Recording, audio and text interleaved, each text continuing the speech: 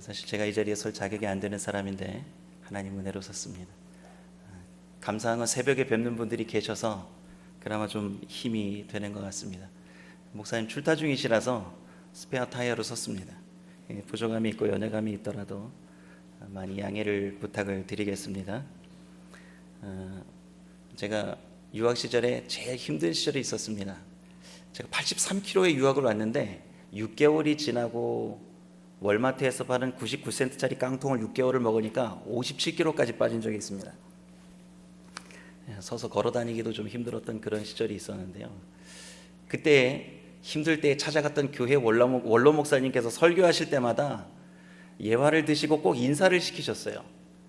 그게 뭐였냐면 아브라함 링컨의 일화입니다. 아브라함 링컨이 나이 40이 되면 사람은 자기 얼굴에 책임을 지고 자기 얼굴을 잘 관리해야 된다라는 그런 이야기를 했다고 합니다. 그래서 우리가 40이 되면 우리 각자의 얼굴에 책임을 져야 합니다. 이런 이야기를 했다고 합니다. 그래서 목사님이 얼굴빛을 잘 관리해야 된다. 그래서 사람이 만나면 첫인상이 중요하지 않습니까? 그래서 인생에 오랜 관록이 있으신 분들은 첫인상만 딱 봐도 저 사람은 어떻게 살았구나 라는 걸 대충 짐작하신다고 합니다.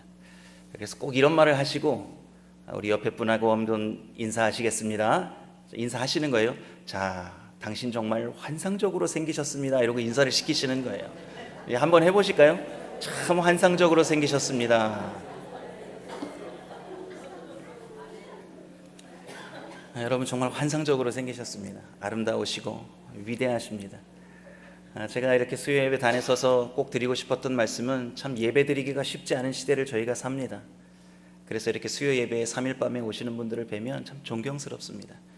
그래서 제가 존경하는 성도님, 사랑하는 성도님 이런 말을 수요 예배 때는 종종 합니다. 올 수요 예배 때는 유난히 비가 많이 온 거 기억하십니까? 올 수요 예배 때는 수요일만 되면 유독 더웠던 것 기억하십니까? 오늘도 유독 덥습니다. 날씨도 환경도 예배하기 쉽지 않은 시대를 우리가 살아가고 있습니다. 그렇지만 하나님을 향한 사랑을 누가 막을 수 있겠습니까? 아멘이시죠? 여러분의 사랑을 힘입어서 어머니 장례식을 잘 치르고 왔습니다. 꼭 인사를 드려야 할 것 같습니다. 기도해 주시고 염려해 주신 덕분이라고 저는 생각합니다. 감사하게도 어머니께서 천국에 부름받기 전에 자녀들이 여름 휴가 때 다 찾아와서 얼굴을 뵙고 한 사람 한 사람에게 꼭 이 말을 전하셨다고 합니다. 사위들에게 자네들 나 수발하느라 고생 많았네. 아들 딸들 보시고도 너희들 나 병수발 드느라 고생 많이 했다. 고생 많이 했다. 그 얘기들을 자녀들이 올 때마다 한 자녀 한 자녀에게 다 해주셨다고 합니다. 저는 올 초부터 참 기도 제목이 하나였습니다. 하나님께서 어렵게 주신 생명이 아내의 태중에 있는데 어머니께서 이 아이의 얼굴만 좀 보고 갔었으면 좋겠다라는 생각을 했습니다. 그래서 새벽마다 간절하게 기도했던 것 같습니다. 하나님, 어머니를 불러가시더라도 마지막 막내인 저의 후사를 어머니의 품에 꼭 안겨드리고 싶은 그 소원이 있었습니다. 자꾸 기도하다 보니까 어머니는 쇠약해지고 기도 제목은 변하지 않았는데 어느 날 꿈속에 어머니께서 천국에서 너무 행복해 하시는 모습을 꿈에서 보고 새벽 단잠을 깼습니다. 그리고 나서 어머니를 보내드려야겠다라는 생각을 하고 기도 제목을 바꾸었습니다. 어머니가 그토록 원하셨던 기도 제목은 이거였습니다. 나 고통 없이 잠자듯이 천국 가게 해다오. 막내는 목사니까 너는 꼭 그렇게 기도해라.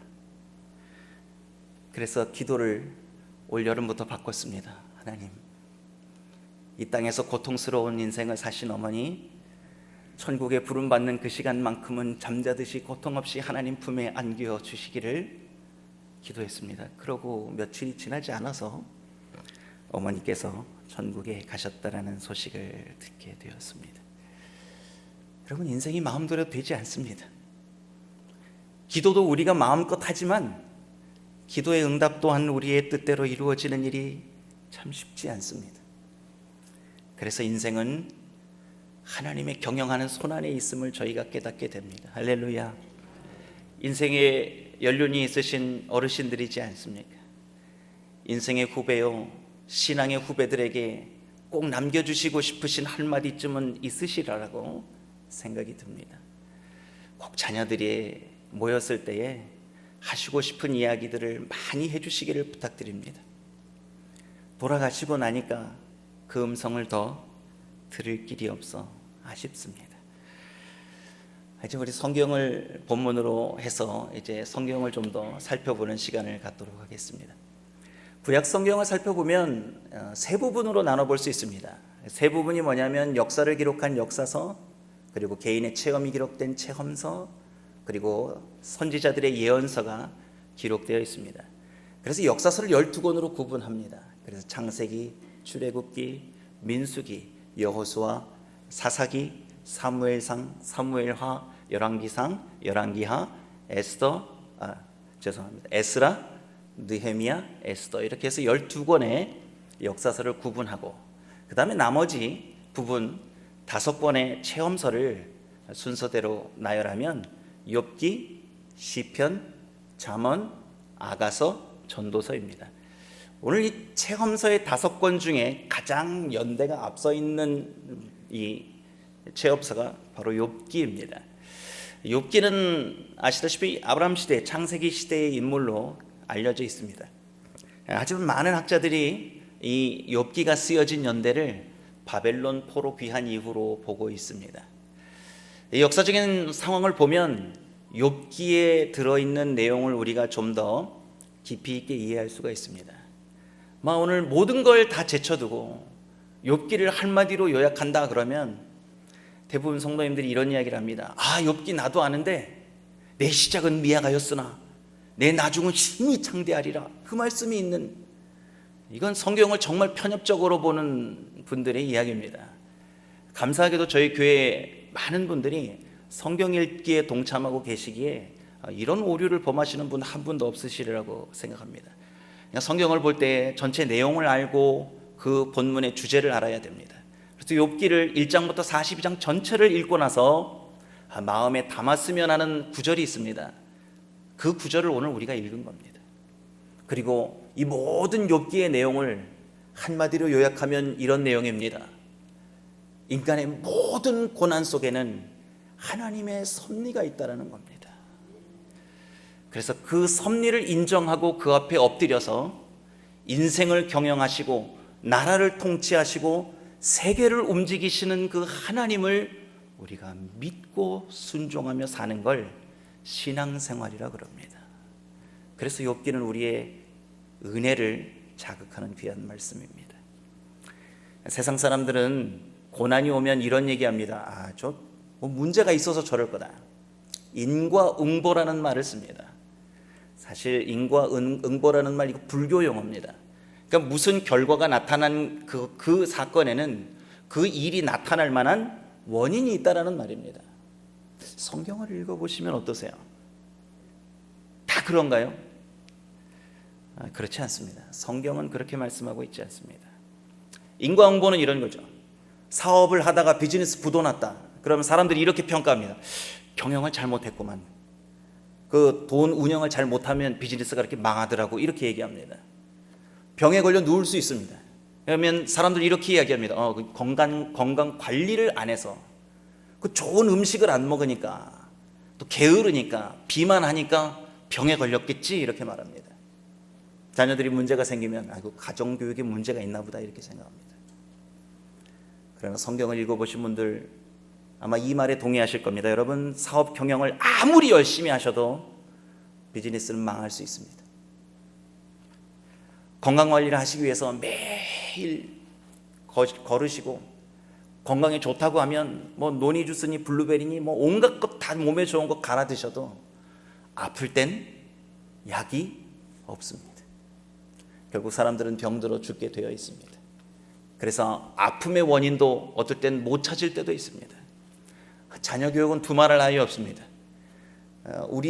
내 몸에서 나온 자식도 우리 뜻대로 안 되지 않습니까?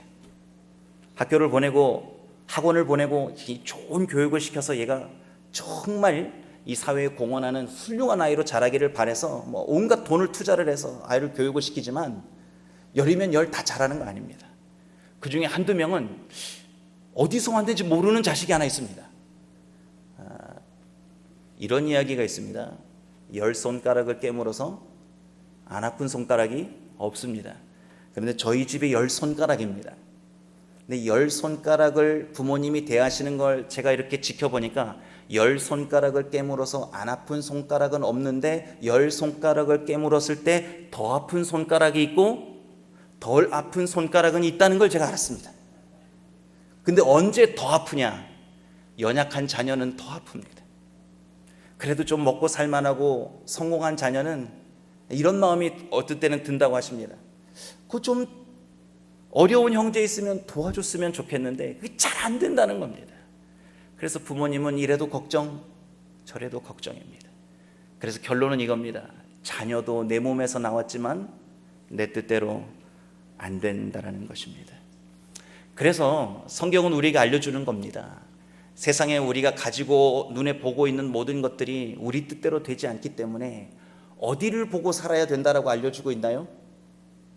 하나님을 보고 살아야 된다라는 걸 알려주고 있습니다. 주님을 봐야 합니다. 그래서 오늘 첫 번째로 나누고 싶은 은혜는 이겁니다. 눈으로 주님을 바라보고 사는 사람은 땅에 있는 소유물에 대한 집착을 넘어서는 사람입니다. 다시 한번요. 하나님을 바라보는 사람은 소유물에 대한 집착을 넘어서는 사람입니다. 그걸 넘어서야 하나님이 우리의 삶에 보이기 시작합니다. 창세 이후에 사탄이 지금까지도 저와 여러분과 심지어 교회까지도 무너뜨리는 가장 원초적인 방법이 있습니다. 그게 뭘까요? 소유에 대한 욕심을 못 버리게 하는 겁니다. 그래서 욥기 1장 9절에서 10절을 보면 사탄이 하나님 앞에서 욥을 참소할 때 이렇게 참소합니다. 한번 찾아보겠습니다. 욥기 1장 9절 10절입니다.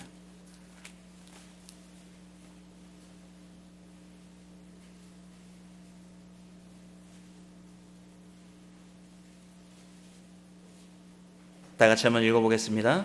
시작. 사단이 여호와께 대답하여 가로되 욥이 어찌 까닭없이 하나님을 경외하리이까? 주께서 그와 그 집과 그 모든 소유물을 산울로 두루심이 아니니이까? 주께서 그 손으로 하는 바를 복되게 하사 그 소유물로 땅에 널리게 하셨음이니이다.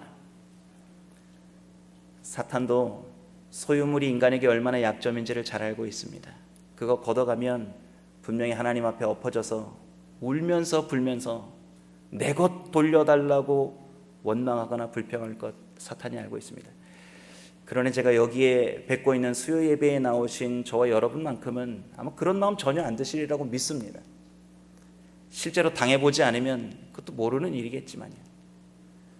IMF라는 시대가 제가 대학을 졸업하니까 온 나라의 학점을 F학점을 매겨놓고 경제를 완전히 망가뜨려놔서 취업할 데가 없었습니다.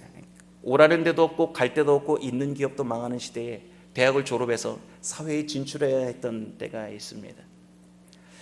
가세가 기울고 IMF가 지나고 난 다음에 집안이 다 망하고 나니까 갈 데가 없습니다. 인간의 자존심이 가장 낮아지는 걸 경험했던 때가 제 개인적으로는 이런 겁니다. 남이 먹던 음식을 버려놓은 걸 주워 먹을까 말까 고민할 때 정말 인간이 가지고 있는 그 마지막 남은 자존심이 송두리째 다 날아가 버리는 것 같았습니다. 그런데 감사한 건 그 자존심이 무너지는 순간 인생의 주인이 내가 아니고 열심히 일을 해도 인생이 망가지고 나락으로 떨어질 수 있다는 걸 그제서야 알게 됐습니다. 그로부터 하나님께서 인생의 주인이라는 것이 지금도 변함없이 제 마음에는 새겨져 있습니다. 이렇게 우리는 어려움을 당할 때 하나님을 보게 되고 그분이 내 인생의 주인이시라는 걸 고백하게 됩니다. 욥은 참 멋있는 사람입니다. 모든 걸 다 잃었습니다. 욥기 1장 1절과 2절에 보면 그의 소유물을 이렇게 소개합니다. 우스 땅에 욥이라는 사람이 있었는데 그 사람은 순전하고 정체가여 하나님을 경외하며 악에서 떠난 자라. 그 소생은 남자가 7이요 여자가 3이요 그 소유물은 양이 7천이요 약대가 3천이요 소가 500결이요 암나귀가 500이며 종도 많이 있었으니 이 사람은 동방 사람 중에 가장 큰 자라. 의인에다가 동방에서 가장 존경받는 사람, 7남 3녀를 둔 다복한 가정. 오늘 하나님께서도 내 종 욥을 보았느냐? 이 지면 땅 가운데에 내가 욥 같은 자를 본 적이 없다. 하나님도 인정한 사람입니다. 그러나 욥처럼 모든 것을 다 가지고 하나님을 경외해도 여러분 고난은 예외 없이 찾아올 수 있습니다. 새벽 기도를 열심히 하시는 분들, 또 고난을 만나서 하나님 앞에 눈물로 기도하시는 분들, 고난을 이기게 해달라고 기도하기보다 오늘 욥기를 통해서 우리가 이런 기도로 우리의 마음을 좀 바꿨으면 좋겠습니다. 하나님, 이 고난을 받아들일 수 있는 넉넉한 믿음과 마음을 달라고 기도하면 어떻겠습니까? 고난과 싸워서 이겨낼 재간이 우리에게 있겠습니까? 제가 볼 때는 우리는 너무 세상적입니다. 하나님께서 공급하시는 힘 없이는 물질의 힘을 정말 많이 의지합니다. 몸이 연약해질수록, 집안이 어려울수록 물질을 위해서 우리의 기도의 방향과 삶의 방향이 전폭적으로 달려간다는 걸 무섭게 느낍니다. 교회도 마찬가지입니다. 교회에서도 소유욕이 난무한 나머지 교회 안에서도 소유욕에 대한 문제가 교회를 어렵게 하는 한국교회를 보게 됩니다. 세상에서의 욕심이 그대로 교회 안에도 들어옵니다. 그러니까 신앙 안에도 우리의 소유욕은 여전히 발동하고 있습니다. 이걸 꺾어버리기가 쉽지가 않은 것 같습니다. 욥기를 읽으면서 이런 생각을 해봅니다. 정말 하나님, 고난을 받아들이고 내가 하나님을 볼 수 있는 상황으로 나아갈 수 있도록 우리의 삶의 자리가 풍요의 자리에서 우리가 심령의 가난한 자리로 시선을 옮길 수 있는 그 믿음을 달라고 기도했으면 하는 시대입니다. 우리가 너무 풍요 속에 살다 보니까 하나님보다 환경을 볼 때가 너무나 많습니다. 심지어 자녀도 소유물로 여기는 경우가 많습니다. 옛 어른들 말에 큰딸은 살림 미천이라는 말이 있습니다. 저희 부모님도 큰딸을 얼마나 의지했는지 모릅니다. 그래서 큰누님이 사업을 하시면서 동네에 처음으로 컬러 TV를 사다 주고 동네에 자랑거리를 많이 만들어 주셨던 분이 살림 미천인 큰누님입니다. 환갑이 되기 전에 천국으로 부름을 받으셨습니다. 여러분, 고난 중에 최고의 고난을 말한다면 자식을 앞서 보낸 부모님의 마음입니다. 그건 위로할 수 없습니다. 그건 위로가 되는 상황이 아닙니다. 어머니가 누나의 유골함이 묻혀지고 있는 그 장면을 털썩 주저앉아서 바라보고 앉아서 눈물을 흘리시다가 이런 이야기를 하시더라고요. 야, 배고프다. 천국 가서 보면 되지. 집에 가자. 그러시더라고요. 저희 자녀들이 그때까지 어머니랑 한마디 대화도 못했는데 어머니가 갑자기 그 얘기를 하셔서 자녀들이 다 깜짝 놀랐습니다. 왜냐하면 어머니를 제가 전도해서 교회에 모셨지만 어머니가 신앙생활을 하시는지 제가 이렇게 여쭤보면 어머니 교회 나가시는 거 예수 믿고 천국 가는 확신이 있으세요? 그럼 어머니가 뭐라고 그러실까요? 아니, 난 모르겠다 그러시는 거예요. 예수님을 믿어야 천국에 가요. 어머니 열심히 교회 가서 이 세상 끝나는 날 예수님 손 붙잡고 천국 가게 해달라고 기도하시라고. 그래도 어머니가 하시는, 난 잘 모르겠다. 아니, 그러고 신앙생활을 어머니가 하시니 얼마나 제가 속이 상했는지 모릅니다. 그래서 성경책에 눈이 안 보인다고, 찬송가가 너무 글씨가 작아서 안 보이신다고 찬송가에 곡조 없는 글씨만 있는 찬송가를 어머니가 사달라 그래서 사드렸더니 찬송가를 어머니가 곡조를 붙여서 부르셨습니다. 나 같은 죄인 살리시니 너무 좋아하신대. 나 같은 죄인 이렇게 불러야 되는데, 나 같은 죄인 살리신 주내 놀라와 잃었던 생명 찾았고 광명을 얻었네. 이러고 찬양하셨어요. 근데 정말 아무도 위로자가 돼줄 수 없었던 그 어머니의 앉아있는 모습 속을 저희가 모습을 바라보고 있다가 천국 가서 보면 되지 뭐 배고프니까 집에 가서 밥 먹자 이 얘기 한마디에 제가 모든 의심이 사라졌습니다. 우리가 어느 때에 믿음을 드러낼 수 있겠습니까? 정말 극한 상황에 어려움에 고난에 처하면 그때 우리 안에 저 숨겨져 있던 믿음의 고백이 가슴 깊은 곳으로부터 솟아나오게 되는 줄 믿습니다. 그래서 어려움이 오고 아픔이 오는 순간이 되면 저 가슴으로부터 올라오는 눈물로 의연하게 그 상황을 대처해야 될 줄 믿습니다. 오늘 욥은 이런 고백을 하지 않습니까? 주신 이도 여호와시요 취하신 이도 여호와시니 여호와로 인하여 내가 찬송을 부르리이다. 두 번째로 좀 우리가 기억해야 될 말씀의 은혜는요, 우리가 하나님을 보고 산다는 것은 사람들의 편견을 넘어서야 하는 것입니다. 사람들의 편견. 욥을 위로한다고 친구들이 찾아옵니다. 엘리바스와 빌닷과 소발이라는 세 친구가 찾아옵니다. 여러분, 인생의 어려움을 만날 때 찾아오는 친구가 진짜일까요? 아니면 돈 많고 사업 잘 될 때 찾아오는 친구가 진짜 친구일까요? 아니, 정말 비즈니스가 잘 되고 돈을 잘 벌 때는 연락 굳이 안 하는 친구들인데도 동창회 나와라, 회비 내라, 모임 와라, 때로는 돈 빌려달라고 찾아오는 친구도 있습니다. 근데 정말 어려움에 처해서 길거리에서 방황할 때는 한 명도 연락하는 친구가 없습니다. 그런데 욥은 인생을 참 잘 산 사람입니다. 막 몸에 병까지 얻어서 제 가운데에 앉아서 몸에 욕창을 긁고 앉아 있는데 새 친구가 찾아옵니다. 그런데 찾아와서 하는 말이 문제입니다. 언제나 문제는 말이죠. 위로한다고 한 말들이 이런 말들입니다. 징계받는 자에게 복이 있나니 그런즉 젖는 자의 징계를 업신여기지 말라. 위로가 되십니까? 자식을 잃고 모든 재산을 잃었는데, 아내가 저주하고 떠났는데 또 이런 말합니다. 내 자녀들이 주께 죄를 지었으므로 주께서 그들을 그 죄에 버려두셨나니. 그리고 잘 아시다시피 내 시작은 미약하였으나 나중에 잘 될 거야, 창대할 거야. 이런 말은 위로가 되지 않습니다. 욥이 그래서 참다 못해 욥기 16장 2절을 보면 이런 말을 합니다. 너희는 다 재난을 주는 위로자로구나, 이렇게 얘기합니다. 위로자가 아니란 말입니다. 사람은 진정한 위로자가 될 수 없습니다. 정말 어려움을 만났을 때는 사람이 우리를 돕지 못한다는 것 경험해 보셔서 아시지 않습니까? 우리 인생의 주인이신 하나님을 바라볼 때 그분 말이 우리에게 힘이 되어 주십니다.